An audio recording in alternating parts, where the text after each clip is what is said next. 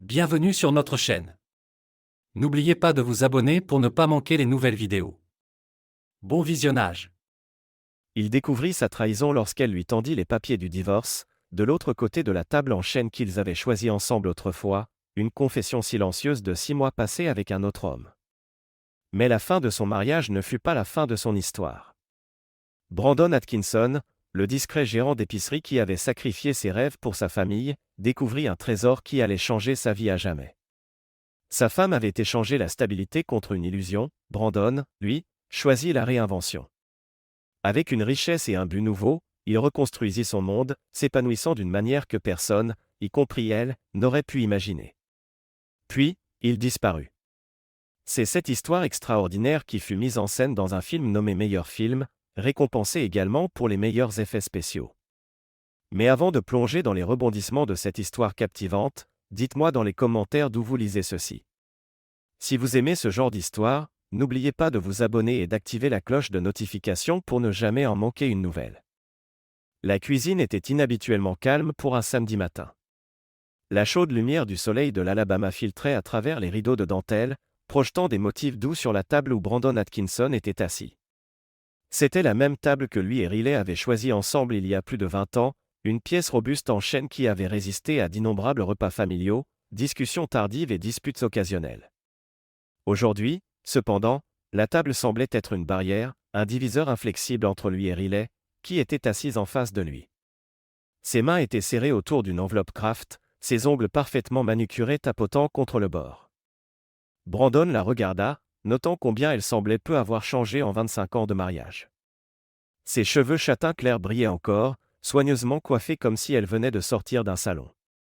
Elle portait une tenue simple mais flatteuse, son corps athlétique témoignant de l'habitude de jogging qu'elle avait adoptée ces dernières années. Elle semblait l'image même d'une confiance calme, mais il y avait une légère tension dans la manière dont elle pressait ses lèvres. Pour Brandon, l'instant semblait irréel. Il avait passé d'innombrables heures à gérer l'épicerie locale, construit une vie confortable avec Riley et élevé leurs jumelles, Alice et Rachel, qui prospéraient maintenant à l'université Columbia. La vie qu'ils avaient bâtie ensemble n'était pas glamour, mais elle était solide, du moins le pensait-il. Brandon, dit Riley, brisant le silence. Sa voix était calme mais ferme, comme quelqu'un qui se prépare à une tâche difficile. Elle fit glisser l'enveloppe vers lui. « Qu'est-ce que c'est » demanda-t-il, sa voix stable mais basse, une sensation de naufrage se formant déjà dans sa poitrine. « Des papiers de divorce » répondit-elle d'un ton factuel. « Mais ne t'inquiète pas. » Pendant un moment, Brandon ne bougea pas. Les mots flottaient dans l'air, lourds et étrangers. Il cligna des yeux, son esprit s'efforçant de comprendre ce qu'elle venait de dire. « Divorce » répéta-t-il, sa voix à peine audible. « Oui » répondit Riley, son ton s'adoucissant mais sans vaciller. « J'y ai réfléchi longtemps. Ce n'est pas à cause de quelque chose que tu as fait. Tu as été un bon mari, Brandon, un père formidable. » Brandon fixa l'enveloppe, les mots « pétition pour la dissolution du mariage » imprimés en gras sur le devant. Son esprit passa en revue les souvenirs, le jour où il avait rencontré Riley au lycée, leur mariage modeste, les nuits tardives passées à bercer les filles pour les endormir, et les innombrables petites joies qu'ils avaient partagées au fil des ans. Rien de tout cela ne semblait mener à cet instant.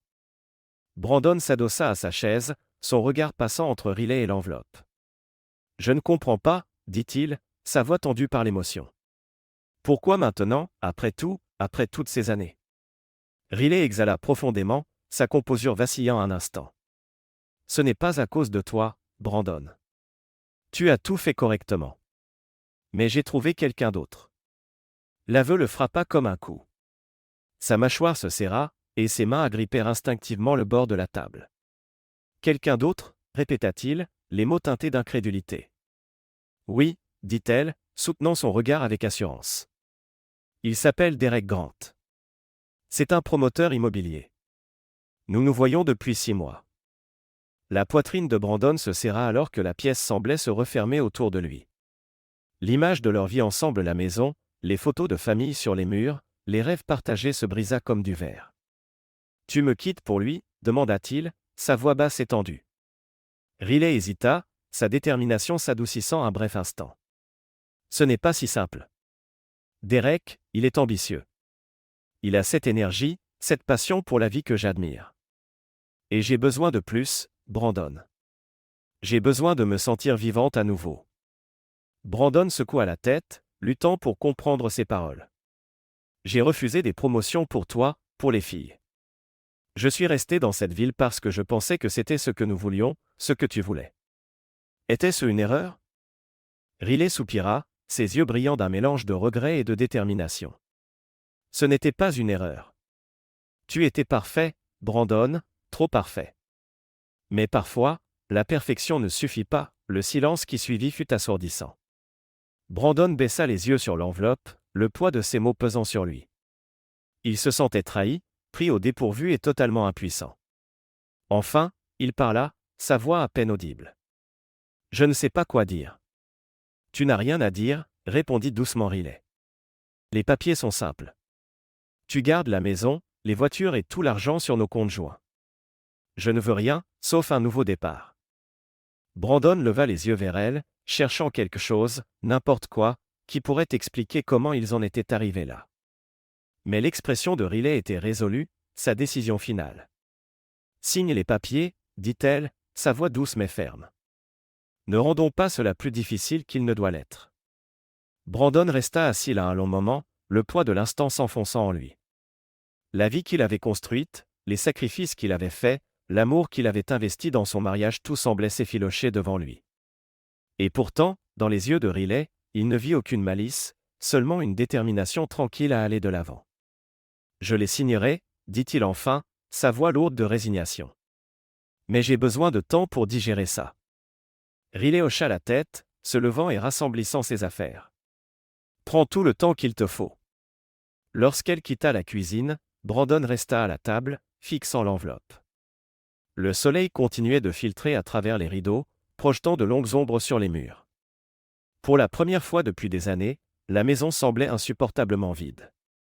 Brandon avait vu Riley pour la première fois lors de sa 3e année de lycée, debout sous les gradins lors d'un match de football. Elle riait avec ses amis, ses cheveux châtain clair captant les lumières du stade, et il ne pouvait détourner le regard. À l'époque, Riley était le genre de fille que tout le monde remarquait, confiante, extravertie et pleine de vie. À sa surprise, elle le remarqua aussi, lui, le garçon discret qui préférait lire sur les chaînes d'approvisionnement et les tendances du marché plutôt que de lancer un ballon.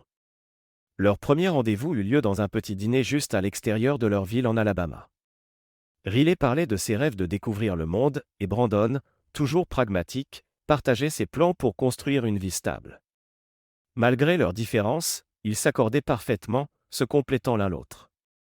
Riley apportait de l'excitation dans la vie de Brandon, tandis qu'il la stabilisait, offrant la sécurité dont elle ne savait pas qu'elle avait besoin. À leur dernière année, ils étaient inséparables. Ils assistèrent au bal de promo ensemble, où Brandon, nerveux, bredouilla une proposition pour faire avancer leur relation après le diplôme. Riley rit et lui dit qu'ils n'avaient pas besoin de trop réfléchir, ils avaient le temps, dit-elle. Mais au fond, elle savait déjà qu'elle voulait construire sa vie avec lui. Le mariage vint quelques années plus tard, suivi de l'arrivée de leurs jumelles, Alice et Rachel. Élever les filles devint leur but commun. Brandon prit un emploi dans l'épicerie locale, gravissant rapidement les échelons jusqu'à devenir gérant. Les heures étaient longues, mais il rentrait chaque soir pour un dîner chaud et le sourire éclatant de Riley. Leur maison modeste, nichée dans une banlieue de l'Alabama, devint leur refuge, rempli de rires, de projets scolaires et du son des leçons de piano qui tournaient mal. Les filles grandirent fortes et ambitieuses, partant finalement pour l'université Columbia. Riley et Brandon les encourageaient alors qu'elles faisaient leurs valises, bien que le silence qu'elles laissaient derrière elles ait apporté une tension tacite dans la maison. Brandon réfléchissait souvent aux choix qu'il avait faits tôt dans sa carrière. Il avait eu des opportunités de déménager, de prendre des postes en entreprise ou même de diriger sa propre chaîne de magasins, mais à chaque fois, il avait refusé. Ça ne vaut pas la peine de déraciner les filles, disait-il, convaincu que garder la famille unie était la bonne décision. Il se dévoua à subvenir aux besoins de sa famille, travaillant souvent tard et prenant des shifts supplémentaires pendant les vacances. Son dévouement allait au-delà du travail, il était le père qui restait éveillé pour aider avec les projets de foires scientifiques, qui apprenait aux filles à faire du vélo et qui ne manquait jamais une réunion parents-professeurs. Il tirait fierté de son rôle de pourvoyeur et de protecteur, croyant que cela suffisait à maintenir leur famille forte. Mais pour Riley, la constance de Brandon ressemblait parfois à de la stagnation. Bien qu'elle admirât sa loyauté et son éthique de travail, elle ne pouvait ignorer une envie croissante de quelque chose de plus. Elle avait imaginé une vie pleine d'aventures, guidée par l'ambition et des choix audacieux. Au lieu de cela, ils avaient construit une vie définie par la routine. Riley ne doutait jamais de l'amour de Brandon pour elle ou pour les filles, il était tout ce qu'un mari devait être, fidèle, respectueux, fiable. Mais au fil des années, elle eut l'impression de vivre dans l'ombre de ses sacrifices, ses propres rêves mis de côté en silence. Lorsque les filles partirent pour l'université, les fissures dans leur mariage commencèrent à se révéler. La focalisation partagée sur la famille qui les avait autrefois unis mettait maintenant en lumière le fossé entre eux. Riley se mit au jogging et commença à passer plus de temps hors de la maison, cherchant quelque chose pour combler le vide. Bien qu'elle n'ait jamais exprimé ses sentiments, Riley commença à ressentir du ressentiment envers la vie qu'ils avaient construite non pas pour ses conforts, mais pour les rêves qu'elle sentait avoir abandonnés. Le tintement de la cuillère de Riley contre sa tasse de café était le seul son dans la pièce. Brandon était assis en face d'elle, les papiers du divorce toujours posés sur la table. Il ne les avait pas encore touchés, ses mains étroitement croisées devant lui. « Je pense que tu me dois une explication », dit enfin Brandon, sa voix plus assurée qu'il ne le ressentait. Riley hésita, ses yeux se posant sur les papiers avant de revenir vers lui. « Tu as raison, » admit-elle. « Tu mérites de savoir la vérité. » La poitrine de Brandon se serra. Il se prépara, mais rien n'aurait pu le préparer à ce qui suivit. « J'ai vu quelqu'un d'autre » dit-elle doucement, les mots tranchant l'air comme une lame. La pièce sembla basculer sur son axe. Brandon cligna des yeux, le poids de sa confession rendant la respiration difficile. « Vu quelqu'un » répéta-t-il, une incrédulité teintant son ton. « Oui » continua Riley, sa voix plus ferme maintenant, comme si elle se forçait à aller jusqu'au bout. « Il s'appelle Derek Grant. C'est un promoteur immobilier. » « Depuis combien de temps ça dure » demanda Brandon, sa voix basse, à peine contrôlée. « 6 mois » admit Riley, croisant les mains étroitement sur ses genoux. « Ce n'était pas prévu, Brandon. Je ne l'ai pas cherché. C'est juste arrivé. » Brandon laissa échapper un rire amer, secouant la tête. « C'est juste arrivé ? C'est ce que tu choisis comme excuse ?» Riley tressaillit mais tint bon. « Je sais que ça semble horrible. Je ne suis pas fier de ce que j'ai fait. Mais Derek, il est différent. Il a cette énergie, cette ambition. Il me fait me sentir vivante. » Brandon l'interrompit, sa voix tranchante. « C'est ce que tu allais dire ?» Riley hocha la tête, son expression douloureuse. « Oui. Je sais que ce n'est pas juste pour toi, mais je ne peux plus ignorer ce que je ressens. » Brandon se pencha en avant, sa voix montant malgré lui. « Tu ne peux pas ignorer ce que tu ressens ? Et moi, Riley ? Et la vie que nous avons construite ? Ça ne signifie rien pour toi. » « Bien sûr que ça signifie quelque chose, » dit Riley, sa voix se brisant. « Tu as été un mari merveilleux, Brandon, vraiment. Mais j'ai changé. J'ai besoin de plus que ça. » « Alors, quel est le plan » demanda Brandon, son ton empreint de sarcasme. « Tu pars au coucher du soleil avec ce Derek et tu me laisses ici avec une pile de papier. » Riley se redressa, sa résolution se durcissant. « Je vais vivre avec lui. Il a un appartement qui surplombe la rivière. C'est ce que je veux. » Brandon la fixa, cette femme qu'il avait aimée pendant plus de 2 décennies, et pour la première fois, elle lui sembla étrangère. La pièce semblait rétrécir, les murs se refermant autour de Brandon alors que les mots de Riley s'enfonçaient plus profondément dans son esprit. Il n'arrivait pas à y croire. La femme qui avait été à ses côtés à travers tout confessait maintenant une trahison qu'il n'avait jamais imaginée. « T'entends-tu seulement, Riley » demanda Brandon, sa voix tremblant d'un mélange de colère et de chagrin. « Tu jettes 25 ans pourquoi ? Un homme que tu connais depuis 6 mois. » « Ce n'est pas juste à propos de Derek, » dit Riley, sa voix calme mais assurée. « C'est à propos de moi, de ce dont j'ai besoin. »« Et moi, de quoi ai-je besoin » rétorqua Brandon. « J'ai renoncé à des promotions, à des opportunités, à tout, parce que je pensais que nous étions dans le même bateau. Avais-je tort ?» Le visage de Riley s'adoucit, la culpabilité scintillant dans ses yeux. « Non, Brandon, tu n'avais pas tort. Tu as tout fait correctement. C'est ce qui rend ça si difficile. Difficile pour toi, dit Brandon avec amertume. Tu n'es pas celle qui est prise au dépourvu. Tu as eu 6 mois pour digérer ça, 6 mois pour planifier ton évasion, et maintenant tu veux que je l'accepte simplement. Je ne te demande pas de l'accepter, dit Riley, sa voix ferme mais teintée de tristesse. Je te demande de me laisser partir. Brandon se leva, sa chaise raclant bruyamment contre le carrelage. Il arpenta la pièce, passant ses mains dans ses cheveux. Je n'arrive pas à y croire, murmura-t-il, plus pour lui-même qu'à elle. Toutes ces années, et c'est comme ça que ça se termine. Riley se leva aussi, croisant les bras sur sa poitrine.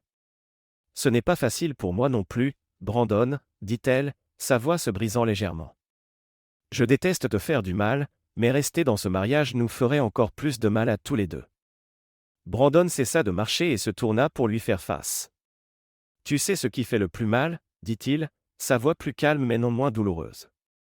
Ce n'est pas juste que tu aies trompé. C'est que tu n'aies même pas essayé de me parler d'abord, de réparer ça. Je ne savais pas comment, admit Riley, des larmes brillant dans ses yeux. Et peut-être qu'au fond, je ne voulais pas. Je suis désolé, Brandon. La sincérité dans sa voix était indéniable, mais cela n'apaisa guère la douleur dans la poitrine de Brandon. Il la regarda une dernière fois, cette femme qu'il pensait connaître, et sentit le poids de ses mots s'installer comme une pierre. Sans un mot de plus, il se détourna et quitta la pièce, laissant Riley seul. Le clic discret de la porte se fermant derrière lui marqua la fin d'une ère, un mariage bâti sur l'amour et la confiance, réduit maintenant à un souvenir et à un ensemble de papiers signés. Brandon resta assis à la table de la cuisine tard dans la nuit, les papiers du divorce enfin signés et scellés. La pièce était étrangement silencieuse, mais ses pensées étaient bruyantes et chaotiques. Malgré la tempête d'émotions qui tourbillonnait en lui, il ressentait une légère et inhabituelle sensation de clarté. La vie qu'il avait connue pendant 25 ans était terminée, mais maintenant il avait un choix, s'accrocher à ce qui était perdu ou recommencer. Le lendemain matin, Brandon se leva tôt, déterminé à faire les premiers pas pour reconstruire sa vie. Sa première tâche était pratique mais symbolique, vendre la Subaru de Riley. Elle l'avait laissée derrière, optant pour emménager avec Derek et sa berline de luxe. Brandon conduisit la voiture chez le concessionnaire où il l'avait achetée des années auparavant. Elle se vendit à un prix modeste, mais ce n'était pas ce qui importait. Regarder le concessionnaire lui remettre le chèque lui donna l'impression d'un premier signe tangible d'avancée. De retour chez lui, il entama le processus intimidant de vider la maison. L'absence de Riley était flagrante, des placards à moitié vides et des comptoirs de salle de bain désertés servaient de rappel quotidien de ce qui n'était plus là. Brandon aborda la tâche systématiquement, remplissant des sacs avec ses affaires restantes et mettant des objets en boîte pour des dons. Les photos de mariage, les souvenirs d'anniversaire et autres objets personnels posèrent le plus grand défi. Bien que Brandon ait été celui à l'admettre, c'était toujours la clé qui avait été la plus perturbatrice. Après une longue pause, il prit une décision, il garda les photos de famille où figurait leur fille, mais se débarrassa de tout ce qui parlait uniquement de leur mariage. Au fil des jours, la maison devint moins un espace partagé et plus le sien. Avec une vision plus claire de l'avenir, Brandon contacta Max, un vieil ami et agent immobilier. Max, toujours optimiste, accepta d'aider à vendre la maison rapidement. On la mettra au bon prix et on la rendra attractive, promit Max lors d'un bref appel téléphonique. L'idée de laisser la maison derrière lui était douce amère, mais Brandon savait que c'était nécessaire. Pendant ce temps, il s'attaqua aux logistiques financières avec la même détermination. Il ouvrit de nouveaux comptes bancaires, annula toutes les cartes de crédit partagées et s'assura que le nom de Riley soit retiré de tout. Il contacta même la compagnie de téléphone pour déconnecter sa ligne et transférer la pleine propriété du compte à lui-même. Ces petites actions, mais significatives, renforcèrent son engagement à aller de l'avant. Quelques week-ends plus tard, Brandon organisa une vente de garage, se débarrassant d'années d'objets accumulés. L'événement fut à parts égales cathartique et surréaliste. Les voisins s'arrêtèrent, offrant à la fois de la sympathie et des conversations légères. À la fin de la journée, l'allée était vide, et la maison semblait plus légère, débarrassée de son ancien fardeau, à la fois littéral et métaphorique. Avec les gains de la vente ajoutés à ses comptes croissants, Brandon commença à envisager ses prochaines étapes. Des vacances de 3 mois, qu'il avait repoussées pendant des années, semblaient maintenant l'occasion parfaite pour réfléchir et se réinitialiser. Un soir, Brandon était assis sur le canapé, son téléphone pesant lourdement dans sa main. La partie la plus difficile de tout cela n'avait pas été de signer les papiers du divorce ou de ranger la maison, c'était d'annoncer la nouvelle à Alice et Rachel. Après une longue pause, il composa le numéro d'Alice. « Salut, papa », répondit la voix joyeuse d'Alice à l'autre bout. « Comment vas-tu à la maison ?»« Oui », hésita Brandon, puis il prit une profonde inspiration. « Ça va, ma chérie, mais je voulais te parler, à toi et à Rachel, de quelque chose d'important. »« Tout va bien ?» demanda Alice, son ton passant à l'inquiétude. « C'est à propos de ta mère et moi », commença Brandon, gardant sa voix stable. « Nous avons décidé de nous séparer. » Un long silence suivit, et Brandon pouvait entendre la respiration d'Alice à l'autre bout. Enfin, elle dit, « Séparés, comme un divorce. » « Oui », confirma Brandon. « C'est mutuel. Nous avons tous les deux convenu que c'était la meilleure décision pour nous. » « Rachel est-elle au courant ?» demanda Alice. « Pas encore », admit Brandon.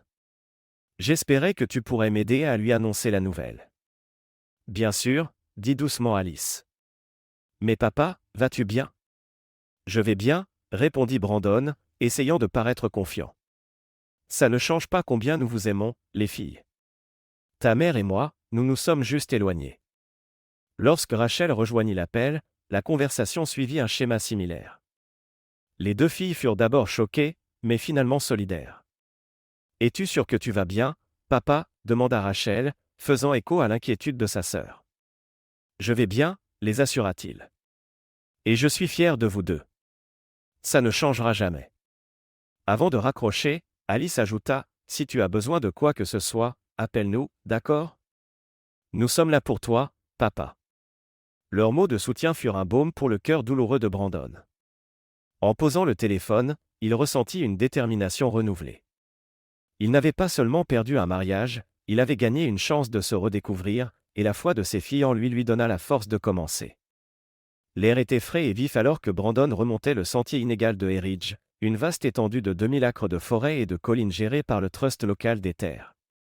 Armé de son GPS et d'un détecteur de métaux en bandoulière sur son épaule, il ressentait un rare sentiment de calme. La géocachette avait toujours été son évasion, une manière de vider son esprit et de se concentrer sur le frisson de la chasse. Aujourd'hui, sa quête était l'un des plus anciens marqueurs d'arpentage de la région, censé être caché profondément dans la forêt. Après près d'une heure à naviguer à travers des broussailles denses et à éviter des plaques de sumac vénéneux, le bip doux du détecteur de métaux perça le silence. Brandon s'accroupit, écartant des couches de terre et de feuilles, révélant un monument en briques usées encastré dans le sol. Une petite plaque en bronze confirma qu'il s'agissait du marqueur qu'il cherchait. Souriant de satisfaction, il prit une photo rapide avant de remballer pour continuer. Alors qu'il se levait, le détecteur émit un autre signal faible. La curiosité piquée, Brandon revint sur ses pas et balaya à nouveau la zone. Le signal devint plus fort à quelques mètres du marqueur. S'agenouillant à nouveau, il creusa soigneusement, ses doigts raclant quelque chose de solide. Après plusieurs minutes de travail, il déterra une petite boîte en fer enveloppée dans une toile imbibée d'huile. La boîte était lourde, sa surface rouillée mais intacte. Le pouls de Brandon s'accéléra alors qu'il l'examinait. Elle ne semblait pas moderne, son artisanat suggérait qu'elle avait des décennies, voire des siècles. De retour chez lui, Brandon posa la boîte sur la table de la cuisine. Il hésita un moment, se demandant s'il devait signaler la découverte au Trust des terres, mais sa curiosité l'emporta. Avec une paire de coupe-boulons, il brisa soigneusement la serrure et souleva le couvercle.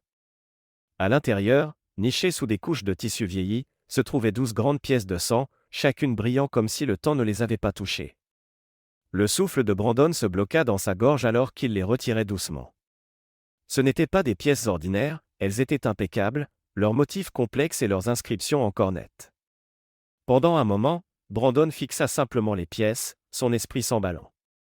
Il ne savait pas grand-chose des grandes pièces de sang au-delà de ce qu'il avait lu dans un vieux livre que son grand-père lui avait laissé. Pourtant, il en savait assez pour réaliser que ce n'était pas une découverte ordinaire. Ce soir-là, Brandon sortit le livre poussiéreux de la collection de son grand-père, Les Mystères du Penny. Il ne l'avait pas ouvert depuis des années, mais maintenant il tournait ses pages avec un intérêt renouvelé, comparant les illustrations aux pièces étalées devant lui. Chaque pièce était une grande pièce de sang, frappée entre 1793 et 1857, leur taille et leur artisanat distinct des pennies modernes.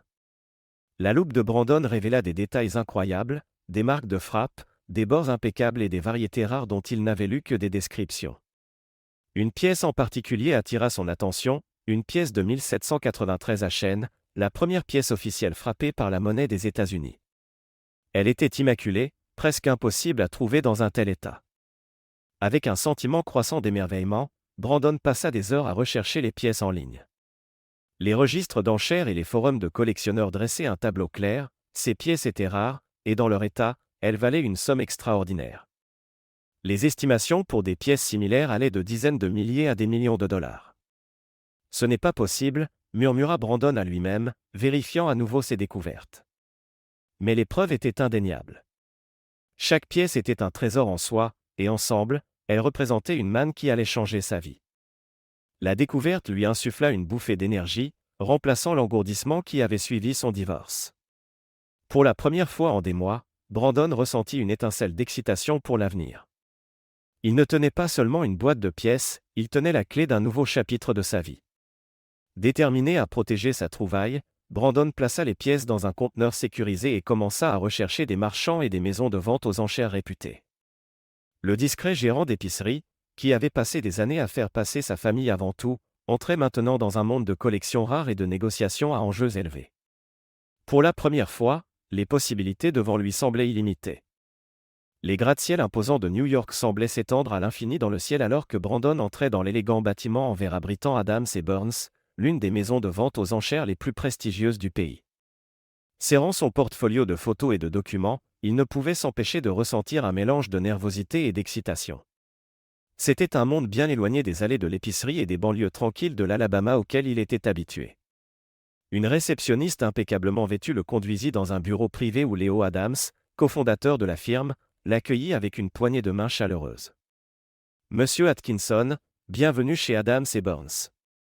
J'ai entendu dire que vous nous avez apporté quelque chose d'extraordinaire. » « Merci », répondit Brandon, s'asseyant en face de Léo. Il étala des images haute résolution de 4 pièces de sa collection, chacune soigneusement étiquetée avec ses détails. Léo examina les photos attentivement, son expression passant d'une curiosité professionnelle à une admiration ouverte. « Elles sont remarquables, dit-il, désignant une pièce de 1793 à chêne particulièrement immaculée. Leur état seul les rend rares, mais ceci, c'est de la qualité muséale. » Brandon se permit un petit sourire. « Je le pensais aussi. C'est pourquoi je suis ici. J'aimerais vendre ces 4 pièces, mais j'ai une condition. » Léo haussa un sourcil. « Et quelle pourrait-elle être ?» Brandon fit glisser une lettre sur la table. « J'aimerais que Adams & Burns achètent un terrain en Alabama et le donnent au trust local des terres. Il est évalué à $6 000. Les bénéfices de cette vente devraient le couvrir. » La pièce devint silencieuse alors que Léo lisait la lettre, son expression indéchiffrable. Enfin, il leva les yeux. « C'est une demande inhabituelle. » « Je sais, » admit Brandon, « mais le Trust des terres préserve quelque chose de spécial, et cela sécuriserait leurs efforts pour les années à venir. Vous obtiendrez un avantage fiscal, et je saurai que le terrain est en sécurité. » Léo se pencha en arrière, étudiant Brandon. « Vous êtes dur en affaires, monsieur Atkinson, mais c'est une proposition convaincante. » Après un moment, Léo hocha la tête. « Nous procéderons à condition que ces pièces répondent aux normes de notre expert. » « Elles le feront, » répondit Brandon avec assurance. Alors qu'il finalisait les détails, une nouvelle silhouette entra dans la pièce. Adélaïde Lingley, copropriétaire de la firme, tendit une main parfaitement manucurée à Brandon. Sa présence était frappante, confiante, posée et élégante sans effort. « Monsieur Atkinson, » dit-elle avec un sourire chaleureux, « c'est un plaisir de vous rencontrer. J'ai entendu de merveilleuses choses sur votre collection. » Son ton était amical, mais il y avait une autorité indéniable dans sa manière de parler. Brandon serra sa main, surpris par la facilité avec laquelle elle le mit à l'aise. Le lendemain matin, Brandon fut surpris de recevoir un appel d'Adélaïde. « Monsieur Atkinson, » dit-elle, sa voix légère, « auriez-vous le temps de me rejoindre pour un café avant votre vol de retour en Alabama? Il y a quelque chose dont j'aimerais discuter. » Curieux, il accepta. Ils se retrouvèrent dans un café chic près de Central Park, où Adélaïde alla droit au but. « Je crois que vous sous-estimez la signification de vos pièces. Un compte offshore pourrait être le moyen le plus sûr de gérer les bénéfices. Brandon hésita. Un compte offshore, n'est-ce pas compliqué? Pas du tout, assura Adélaïde. C'est une question de sécurité et de discrétion, surtout avec des actifs de cette valeur. Si cela vous intéresse, je serai ravi de vous guider à travers le processus. Je pars demain pour les îles Caïmans pour affaires et pourrai arranger pour que vous me rejoigniez. L'offre le prit au dépourvu, mais il y avait quelque chose de convaincant dans la confiance d'Adélaïde. Avant qu'il ne s'en rende compte, il embarquait dans un vol en première classe pour les Caïmans, assis à côté d'elle. Le voyage fut un mélange égal de affaires et de plaisir. L'esprit vif d'Adélaïde et sa profonde connaissance de la finance rendirent leur réunion productive, tandis que son charme léger transforma les repas en moments de connexion authentique. Autour de fruits de mer frais et de cocktails tropicaux, ils partagèrent des histoires de leur vie, les siennes remplies d'accords à enjeux élevés et de voyages internationaux, les siennes ancrées dans les joies simples de la famille et de la routine. Un soir, alors qu'il se tenait sur le balcon de son condo en bord de mer, Adélaïde se tourna vers lui avec une expression réfléchie. « Vous êtes différent des gens avec qui je travaille habituellement, Brandon. La plupart sont obsédés par le prochain gros coup, mais vous êtes ancré. » Brandon rit. Ancré, ça semble une manière polie de dire ennuyeux. Elle secoua la tête en souriant. Pas ennuyeux, authentique. C'est rafraîchissant. Pour la première fois en des mois, Brandon se sentit vu non pas comme un gérant d'épicerie ou un homme divorcé qui recommençait, mais comme quelqu'un ayant une valeur au-delà de ses circonstances. De retour à New York, le compte offshore était établi, tout comme un lien tacite entre eux. Alors qu'Adélaïde le raccompagnait à son taxi, elle lui tendit une clé. « Pour ma chambre d'amis », dit-elle avec désinvolture. « Si vous décidez de déménager à New York. » Brandon la regarda s'éloigner, se sentant à la fois intimidé et revigoré. L'avenir n'était plus seulement une page blanche, c'était une toile attendant qu'il y laisse sa marque. De retour en Alabama, Brandon était assis à sa table de cuisine, une tasse de café à la main, examinant les documents de transaction finaux d'Adams et Burns. La vente des 4 pièces s'était déroulée sans accroc, et les bénéfices, maintenant stockés en toute sécurité dans son compte offshore, représentaient une richesse qu'il n'avait jamais imaginé posséder. Pendant des années, sa vie avait tourné autour des budgets, des factures et d'une planification minutieuse. Maintenant, pour la première fois, il avait une liberté financière, et avec elle, un sentiment croissant d'autonomie. La découverte et la vente des pièces avaient éveillé en Brandon quelque chose qu'il n'avait pas ressenti depuis des années, l'ambition. Il commença à faire des recherches sur la collection de pièces, explorant les forums en ligne et se connectant avec des marchands réputés pour apprendre comment maximiser la valeur des pièces restantes de sa collection. Tard dans la nuit, il parcourait les annonces, son nouveau passe-temps se mêlant harmonieusement à un esprit entrepreneurial naissant. Sa stabilité financière croissante lui permit de prendre des décisions sans hésitation. Il vendit sa maison en Alabama à un prix juste, grâce à l'aide de Max, et commença à planifier son déménagement à New York. La transition semblait moins une fuite qu'un pas vers quelque chose de plus grand. Chaque petit pas renforçait sa confiance. Il mit à jour sa garde-robe, échangeant des flanelles usées contre des chemises et des pantalons sur mesure, et commença à se voir sous un nouveau jour. Il n'était plus juste un gérant d'épicerie, il était quelqu'un capable de naviguer dans des accords à enjeux élevés, de gérer une fortune et de façonner un avenir à ses conditions. La communauté autour de lui commença à remarquer le changement. Les voisins, qu'il avait autrefois vus comme discrets et prévisibles, l'arrêtaient maintenant au magasin ou lors des ventes de garage, commentant combien il semblait différent, plus sûr de lui, voire ambitieux. Bien qu'il appréciât leurs mots gentils, Brandon savait que la transformation n'était pas pour les autres, elle était pour lui. La présence d'Adélaïde avait également laissé une marque durable sur Brandon. Bien que leur temps ensemble ait été bref, sa confiance et son approche sans excuse de la vie avaient ouvert ses yeux à des possibilités qu'il n'avait jamais envisagées. Elle avait une manière de l'encourager sans le pousser ouvertement, lui permettant d'arriver à ses propres décisions tout en le guidant subtilement dans la bonne direction. Pourquoi se contenter de ce qui est confortable quand vous êtes capable de tellement plus, lui avait-elle demandé lors d'un dîner à New York. La question restait dans son esprit, le poussant chaque fois qu'il doutait de lui-même. Brandon se surprit à adopter certains traits d'Adélaïde, pas son sophistication polie, mais sa croyance en la poursuite de ce qui comptait vraiment. Il commença à se fixer des objectifs clairs, chose qu'il n'avait pas faite depuis des années.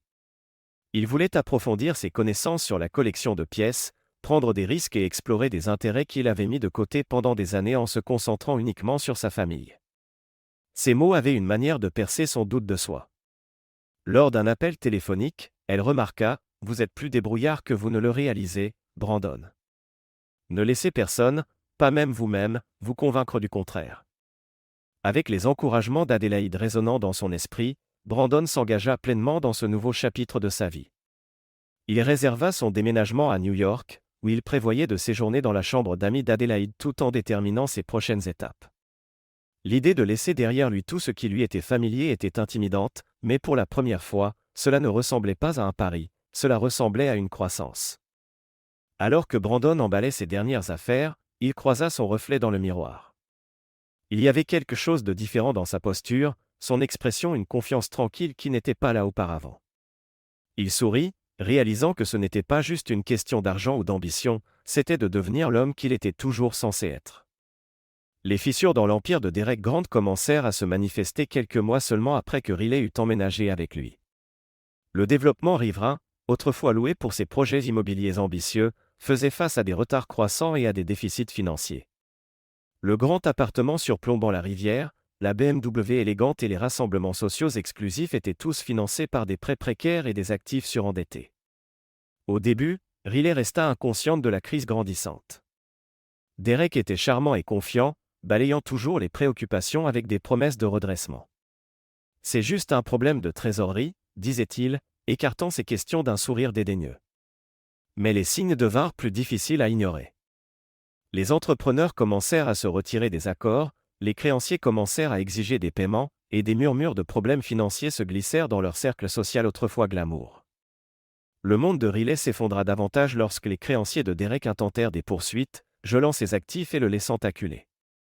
Un matin, elle se réveilla pour trouver ses affaires emballées et une note griffonnée à la hâte sur le comptoir. « J'ai besoin de m'absenter un moment », disait-elle. « Ne t'inquiète pas, je vais régler ça. » Mais Derek ne revint jamais. La réalité de sa situation frappa Riley comme un train de marchandises. Elle se retrouva seule dans une ville où elle avait peu d'amis et aucune sécurité financière. L'appartement, loué au nom de Derek, fut repris en quelques semaines. Ses parents, bien que compatissants, ne purent aider au-delà de lui offrir des conseils qu'elle ne voulait pas entendre. Sa fierté l'empêcha de tendre la main à ses filles, qui avaient déjà exprimé leurs doutes sur Derek. Pour la première fois en des années, Riley se sentit totalement seule. La vie qu'elle avait envisagée lorsqu'elle avait quitté Brandon semblait maintenant une cruelle plaisanterie. La stabilité qu'elle avait tenue pour acquise pendant son mariage avait disparu, remplacée par une incertitude lancinante quant à son avenir. C'était un après-midi humide lorsque Riley se présenta à la porte de Brandon sans prévenir. Il venait de terminer d'emballer ses dernières affaires pour son déménagement à New York. La voir là, serrant son sac et semblant inhabituellement incertaine d'elle-même, le prit au dépourvu. « Riley », dit-il, gardant un ton neutre. « C'est une surprise. »« Puis-je entrer » demanda-t-elle avec hésitation. Brandon hocha la tête, s'écartant pour la laisser entrer. La maison était presque vide, ses murs nus et ses boîtes empilées indiquant clairement son départ imminent. Riley jeta un coup d'œil autour, ses yeux s'attardant sur les changements. « Tu pars » ? « Oui » dit simplement Brandon. « New York. » Elle hocha la tête, jouant avec la sangle de son sac. « J'ai entendu parler des pièces. Tu t'en es bien sorti. » Brandon haussa un sourcil. « Pourquoi es-tu ici, Riley ?» Elle hésita, puis soupira. « J'ai besoin d'aide, Brandon. » Voilà, l'aveu qu'elle avait probablement eu du mal à faire. Brandon croisa les bras, s'appuyant contre le cadre de la porte. « Aide pourquoi ?»« Derek est parti, » dit-elle doucement, sa voix teintée d'un mélange de honte et de désespoir. « Il m'a laissé sans rien. Je ne sais pas vers qui d'autre me tourner. » Brandon l'étudia un long moment. La femme devant lui était loin de la Riley confiante et sûre d'elle qu'il avait connue. Elle semblait fatiguée, vaincue. Mais malgré le pincement de sympathie qu'il ressentait, il ne pouvait ignorer l'amertume qui persistait sous la surface. « Je suis désolé d'entendre ça, » dit-il, son ton poli mais distant. Riley leva les yeux vers lui, son regard fouillant son visage. « C'est tout ? Après tout ce que nous avons traversé, tu vas juste me repousser ?» Brandon prit une profonde inspiration, choisissant ses mots avec soin. Riley, j'ai passé des années à mettre tes besoins avant les miens. J'ai sacrifié des opportunités parce que je pensais que nous construisions quelque chose ensemble. Mais tu as clairement montré que ce n'était pas assez pour toi. Ce n'est pas juste, dit-elle, sa voix se brisant. J'ai fait une erreur, Brandon. Je le vois maintenant. Il ne s'agit pas de justice, répondit Brandon calmement. Il s'agit d'avancer. J'ai trouvé une nouvelle direction pour ma vie, et je ne peux pas revenir en arrière. Riley sembla sur le point de protester, mais au lieu de cela, elle hocha simplement la tête. Je comprends, dit-elle doucement. Alors qu'elle se tournait pour partir, Brandon ressentit une pointe de culpabilité, mais il savait qu'il avait fait le bon choix. Il avait passé trop longtemps à vivre pour les autres. Cette fois, il se choisissait lui-même. Les jours précédant le déménagement de Brandon furent un tourbillon d'activités. La vente s'était déroulée sans heurts grâce à la diligence de Max, et les nouveaux propriétaires étaient impatients de prendre possession. Avec les bénéfices déposés en toute sécurité sur son compte, Brandon se concentra sur le nettoyage des derniers vestiges de sa vie en Alabama. Des boîtes bordaient les murs de la maison presque vide, chacune soigneusement étiquetée et prête pour les déménageurs. Brandon trouvait une certaine satisfaction dans le processus, cela ressemblait à se débarrasser du poids de son passé et à faire place à quelque chose de nouveau. En emballant, il tomba sur un vieil album photo rempli d'images d'Alice et Rachel grandissant. En feuilletant les pages, il sourit aux souvenirs, mais ne ressentit aucun pincement de regret. Il leur avait offert une enfance stable, et maintenant il était temps de se concentrer sur lui-même. Alice et Rachel le surprirent avec une visite le week-end avant son départ. Elles apportèrent leur mélange habituel d'énergie et de chaleur, remplissant immédiatement la maison de vie. « Papa, c'est incroyable, » dit Alice, examinant le chaos organisé des boîtes emballées. « Tu le fais vraiment. » « Oui, » répondit Brandon avec un petit sourire. Rachel le serra fort dans ses bras. « Nous sommes tellement fiers de toi, » dit-elle. « Ça n'a pas dû être facile. » Ça ne l'était pas, admit Brandon, mais c'est le bon choix. Ils passèrent la journée à l'aider à boucler les derniers détails, triant quelques objets de dernière minute et faisant une promenade dans le quartier où elles avaient grandi. Alors que le soleil commençait à se coucher, ils s'assirent ensemble sur le porche, partageant des histoires et des rires. « Tu nous as montré ce que signifie continuer à avancer, » dit Alice, « sont-on sérieux pour une fois? C'est une leçon que nous n'oublierons pas. » Brandon hocha la tête, sa poitrine gonflée de fierté. Savoir que ses filles admiraient sa résilience était une récompense plus grande que tout ce que l'argent pouvait acheter. Lorsque son téléphone vibra ce soir-là, c'était Adélaïde. Sa voix, comme toujours, portait une confiance sans effort. « Brandon, es-tu prêt pour le grand déménagement ?» demanda-t-elle. « Presque, » répondit-il. « Je termine juste quelques trucs. »« Bien. J'ai arrangé pour que les déménageurs déposent tes affaires à mon appartement. La chambre d'amis est prête, et j'attends de toi que tu te sentes chez toi. » Brandon rit. « Tu fais ça paraître si simple. »« Ça l'est, » dit Adélaïde, une touche de jeu dans son ton. « Tu commences un nouveau chapitre, et tu auras une place au premier rang dans la plus grande ville du monde. Qu'est-ce qu'il n'y a pas à aimer ? » Bien que Brandon ait initialement hésité à accepter son offre, il ressentait maintenant une anticipation. L'invitation d'Adélaïde n'était pas juste une question de logistique, elle symbolisait le lien qu'ils avaient construit et le potentiel de quelque chose de plus profond. Alors que les déménageurs chargeaient ses dernières affaires, Brandon se tint devant sa maison en Alabama pour la dernière fois. Les années de souvenirs, joyeux comme douloureux, semblaient un chapitre dans un livre qui avait atteint sa conclusion. Lorsqu'il monta à bord du vol pour New York, Brandon ne laissait pas seulement une maison derrière lui, il laissait derrière lui l'homme qu'il était autrefois. La ville qui l'attendait représentait la possibilité, la croissance et peut-être une chance à quelque chose d'entièrement inattendu. Quand il atterrit, Adélaïde l'attendait au terminal, sa présence aussi rassurante que jamais. Alors qu'ils marchaient ensemble vers les rues animées de Manhattan, Brandon ressentit un sentiment renouvelé de but. Son voyage n'était pas terminé, il ne faisait que commencer. Brandon se tenait sur le balcon de l'appartement d'Adélaïde, un verre de vin à la main, regardant les lumières de la ville qui s'étendaient à l'infini devant lui. New York vibrait d'énergie, un contraste saisissant avec les banlieues tranquilles de l'Alabama qu'il avait laissées derrière. C'était une ville d'ambition et de réinvention, et pour la première fois en des années, Brandon sentait qu'il y avait sa place. Repensant aux derniers mois, Il s'émerveillait de tout le chemin parcouru. La douleur de la trahison de Riley avait autrefois semblé insurmontable, mais maintenant elle ressemblait à un souvenir lointain. Il avait pris le contrôle de sa vie d'une manière qu'il n'aurait jamais cru possible, découvrir un trésor caché, faire des mouvements financiers audacieux et laisser derrière lui une vie qui ne le servait plus. La douleur de son divorce l'avait forcé à affronter les parties de lui-même qu'il avait ignorées pendant des années. Pendant si longtemps, il avait défini sa valeur par sa capacité à subvenir aux besoins des autres, sacrifiant ses propres rêves dans le processus. Mais maintenant, il apprenait à se prioriser, à embrasser les risques et les récompenses de forger un nouveau chemin. Ses journées à New York étaient remplies d'opportunités de croissance. Il passait ses matinées à rechercher les marchés des pièces et à explorer les enchères, ses après-midi à se promener dans les musées et les parcs de la ville, et ses soirées à partager des conversations animées avec Adélaïde autour du dîner.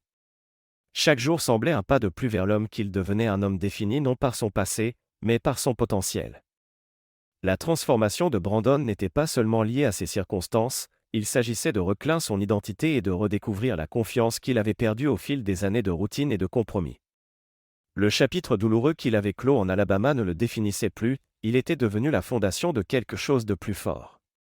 Alors que Brandon s'installait dans sa nouvelle vie, son lien avec Adélaïde se renforçait. Ce qui avait commencé comme une connexion professionnelle s'était épanoui en quelque chose de plus profond, bien qu'aucun d'eux ne se soit précipité pour le définir. La confiance facile et l'intellect aiguisé d'Adélaïde défiaient Brandon d'une manière qu'il n'avait jamais connue auparavant, tandis que sa nature ancrée semblait lui apporter un sentiment de calme. Un soir, alors qu'ils étaient assis ensemble sur son balcon, Adélaïde se tourna vers lui avec un sourire réfléchi. « Penses-tu parfois à ce qui vient ensuite » demanda-t-elle, « sont-on curieux ?» Brandon rit, faisant tourner le vin dans son verre. « Tous les jours. Mais pour une fois, je ne suis pas pressé de tout comprendre. J'apprécie le voyage. » Son sourire s'élargit. « Bien. Tu mérites ça. » Bien que Brandon soit prudent à l'idée de commencer une nouvelle relation, il ne pouvait nier l'étincelle entre eux. Adélaïde était devenue plus qu'une mentor ou une amie, elle était quelqu'un qui le voyait pour ce qu'il était vraiment, pas pour ce qu'il avait été. Professionnellement, le déménagement de Brandon à New York avait ouvert des portes qu'il n'avait même pas su exister. Ses connaissances en collection de pièces et en enchères avaient déjà conduit à quelques accords lucratifs, et il commençait à envisager de transformer son passe-temps en une entreprise à part entière. Les ressources infinies et les connexions de la ville rendaient tout possible. Au fil des semaines qui se transformaient en mois, Brandon réalisa qu'il ne se contentait pas de survivre, il prospérait. L'homme qui avait autrefois douté de sa valeur avait trouvé un nouveau sens du but, alimenté par une combinaison de travail acharné, de résilience et du soutien inattendu de personnes comme Adélaïde et ses filles. Pour Brandon, l'avenir n'était pas juste une page blanche, c'était une toile attendant d'être remplie des couleurs audacieuses et vibrantes d'une vie bien vécue. Et pour la première fois en des années, il était prêt à la peindre. Merci de regarder et n'oubliez pas de vous abonner pour ne pas manquer les nouvelles histoires.